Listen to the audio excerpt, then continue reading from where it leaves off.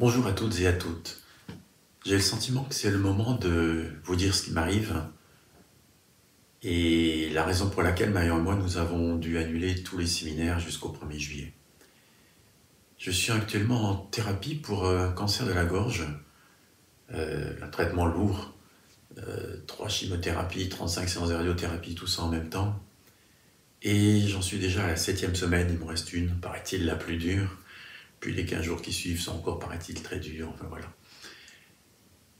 Si je me décide à en parler aujourd'hui, c'est parce que il me paraît très important de souligner ce qui se passe en fait ici. La seule réaction, lorsqu'on m'a annoncé que j'avais un cancer de la gorge, ça a été l'étonnement. On m'aurait parlé d'un cancer de la prostate ou des intestins, il y en a dans la famille, c'était logique, mais la gorge, vraiment ça n'avait jamais effleuré mon esprit. Mais sinon, aucune réaction émotionnelle. Pas de refus, pas de colère, pas de tristesse, pas de pourquoi moi, pas de rien du tout de tout cela. Rien du tout. Et c'est là où on voit vraiment la puissance de l'éveil. C'est que la tranquillité de fond, la paix de fond, le bonheur de fond, le sourire de fond sont restés là en permanence. Depuis l'annonce de ce cancer jusqu'à maintenant, nous sommes le 23 mai de mémoire, 22 mai. Aucune réaction émotionnelle. Toujours cette tranquillité, cette paix de fond, ce sourire de fond, j'insiste.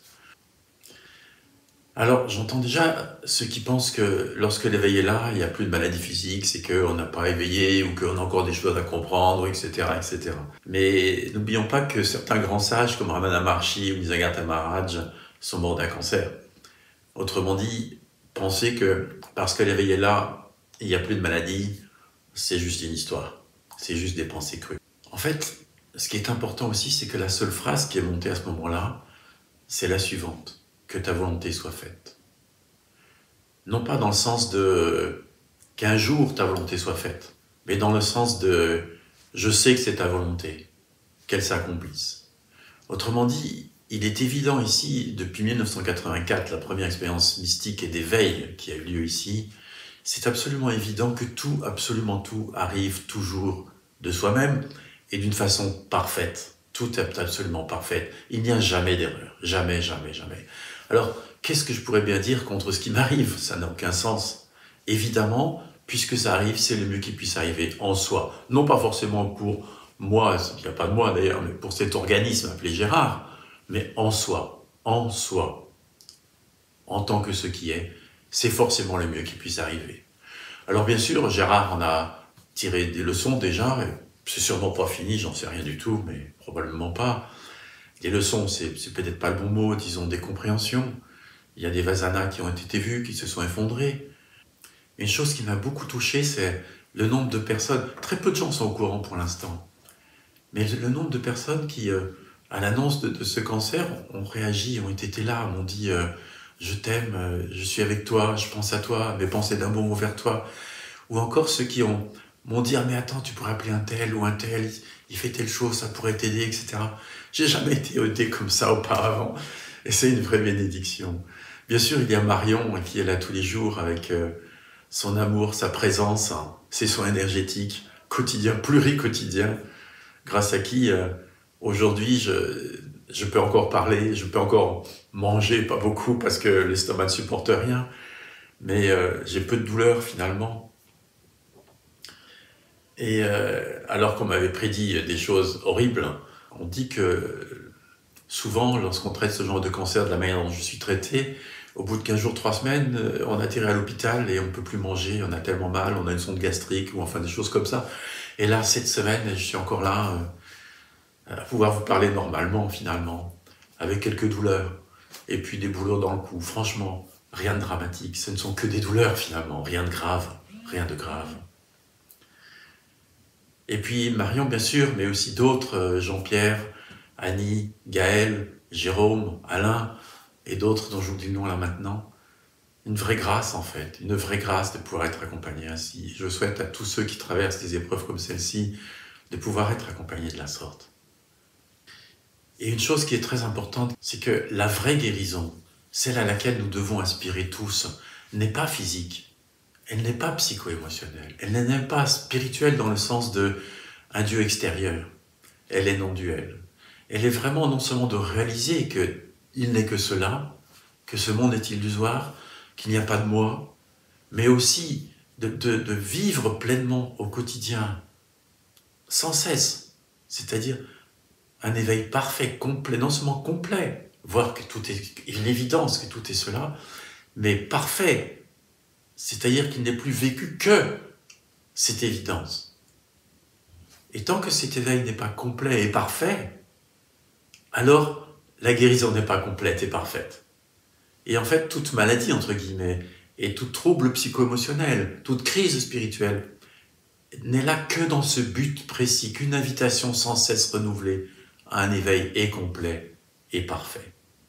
Et c'est peut-être le plus important de ce que j'ai à vous dire aujourd'hui. Revenez à ce qui est, encore et encore.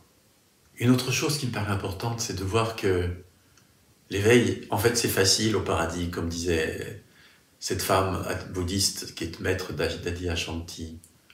Facile au paradis d'être éveillé, un peu plus difficile en enfer. Et là, de voir que, au milieu de cet enfer du cancer, de ces traitements très très lourds, où des jours vous avez l'impression de vous endormir et de ne plus jamais vous réveiller tellement vous êtes au bout de votre vie, et puis une demi-heure, une heure plus tard, vous vous réveillez en sursaut parce qu'un besoin urgent se fait sentir, vous devez aller aux toilettes. La vie continue.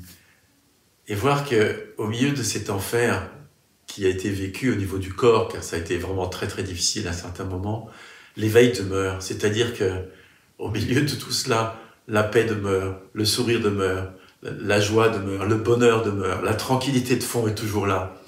Vous réveillez en sursaut et vous riez en même temps, alors que vous croyez ne plus pouvoir vous réveiller peut-être bien. C'est incroyable. Et une autre chose m'est apparue. Cette maladie n'est pas seulement une maladie pour Gérard, c'est une maladie pour tout le monde. En fait, c'est une maladie don. Don pour Gérard et don pour tous ceux qui veulent bien l'entendre. Une invitation sans cesse renouvelée, je disais tout à l'heure. Mais aussi, ce que j'ai vu, c'est que les quelques personnes qui ont été mises au courant de cette situation ont été très touchées. Et pour certains, ça a été un vrai travail intérieur lié à cette nouvelle. Certains étaient très apeurés pour moi pas, ont été très choqués, très attristés, très blessés parfois même. Je ne sais pas forcément quoi exactement. Mais ils ont été appelés, certains, pas tous, ont été appelés eux aussi à faire un travail sur eux-mêmes, à répondre à cette invitation à plus d'éveil, à une perfection de l'éveil. Et puis autre chose encore. Cette maladie m'a montré la manière habituelle de réagir des gens que je connaissais déjà, mais là, elle m'est venue en pleine figure parce que tout le monde me dit, mais il faut que tu luttes, il faut que tu te battes, il faut que tu vainques ce cancer. Et du courage. Bon courage. Et non, toutes ces phrases ne me parlent pas. À aucun moment ici, il n'a été question de lutter contre le cancer ni de le vaincre. Le cancer, le traitement, tout ça, c'est de l'amour pur aussi. Quoi d'autre? Il n'y a que ça, il n'y a que de l'amour. Qu'est-ce que vous allez lutter contre le cancer? Qu'est-ce que vous voulez vaincre l'amour? Ça n'a pas de sens. Être avec. Encore une fois, être avec. Se laisser ressentir ce qui se passe à l'intérieur. Et être avec. Alors oui, c'est bien cela qui se passe. Il m'arrive bien un cancer. C'est la réalité. Et il est bon qu'il en soit ainsi. Même si je ne sais pas pourquoi au départ. Et puis, que ce corps meure ou demeure vivant, qu'est-ce que ça change à ce que je suis? Absolument rien. Il n'y a pas à défendre la vie de ce corps. Alors bien sûr, ça ne veut pas dire de ne pas te soigner, je me soigne, du mieux que je peux. Mais lutter contre le cancer, non. Être avec, parler à mes cellules, oui. Les bénir, les remercier pour le travail qu'elles font, les remercier de m'inviter à la perfection de l'éveil. Et je peux même leur demander si elles sont trop fatiguées, parce que cancéreuses ou n'importe, eh bien laissez-vous mourir. Vous avez fait votre job, voyez-vous. C'est pas une lutte, c'est un être avec. C'est un oui intérieur profond à ce qui est là. Et celui-là aussi ne m'a jamais quitté.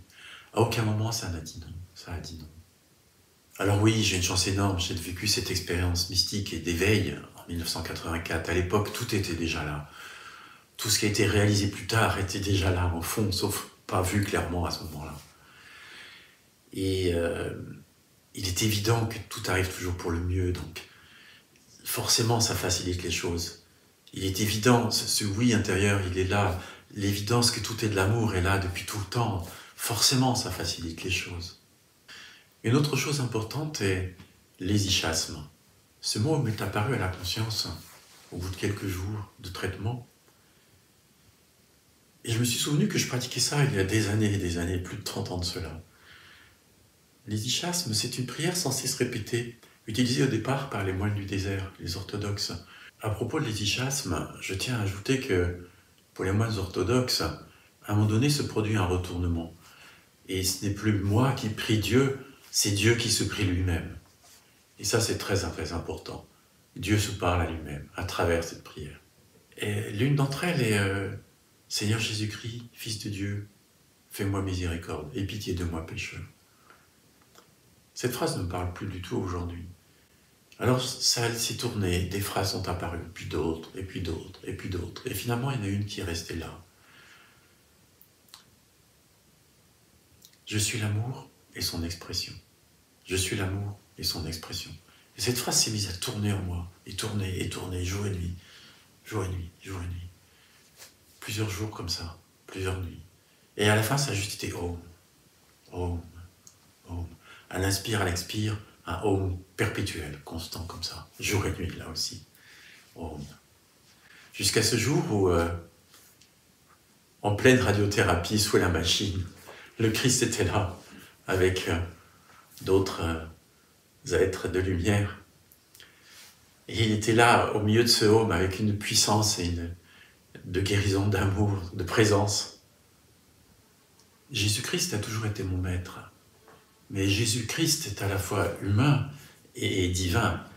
Et en tant que Jésus, il est humain bien sûr, en tant que Christ, il est absolument tout le connu. Comme tout avatar d'ailleurs, hein. Tout avatar est tout le connu, tout le connaissable. C'est en ce sens-là qu'il est fils unique d'ailleurs. Ce qui est simultanément et l'inconnaissable, que dans la tradition chrétienne on pourrait appeler le Père, et tout le connaissable, tout le connu, que dans la tradition on pourrait appeler le Fils. Et bien évidemment, ce qui est en réalité est la totalité, les deux à la fois. Christ est Christ. Peu importe le nom qu'on lui donne, on pourrait lui donner le nom d'un avatar hindou, peu importe. C'est la même chose. Christ, loin, le Messie, est le connu, est le Fils unique. Et il est partout et toujours partout. Et c'est intéressant parce qu'en fait, ce n'est pas impersonnel. C'est un amour sans fin, sans borne, sans limite. C'est l'amour même, car tout est fait d'amour. Tout est constitué de cette trame appelée l'amour inconditionnel, absolument tout. Et tout ce qui arrive, tout phénomène est l'amour pur. Et c'est ce que l'on peut appeler Christ. Ou de n'importe quel autre nom d'avatar. Et sous la machine, cela est apparu très clairement. Christ est non seulement vivant, comme on dit dans la tradition chrétienne, mais Christ est la vie même. Christ est le vivant. Christ est ce que nous sommes, chacun de nous, en soi, en tant que ce que nous sommes. Nous sommes cela même. Et c'est très intéressant parce que c'est la plénitude même, c'est l'amour même, et c'est ce que nous sommes, et c'est personnifié, ce n'est pas sans consistance, ce n'est pas vide, ce n'est pas sans réalité. C'est la vérité pure et nue, l'amour pur. Et vivre cet amour pur, et se connaître en tant que cet amour pur, est une joie sans fin, complète. Ce qui est, et il est toujours là, en permanence, tout le temps, tout le temps, tout le temps. Et c'est de l'amour pur, et c'est de la joie pure, et c'est du bonheur pur, quoi que vive l'organisme, et que cet organisme soit vivant ou mort, n'y change rien. Alors je vous souhaite à tous, sans passer par l'épreuve du cancer ou quoi que ce soit d'autre, et l'éveil complet et l'éveil parfait. Je vous aime.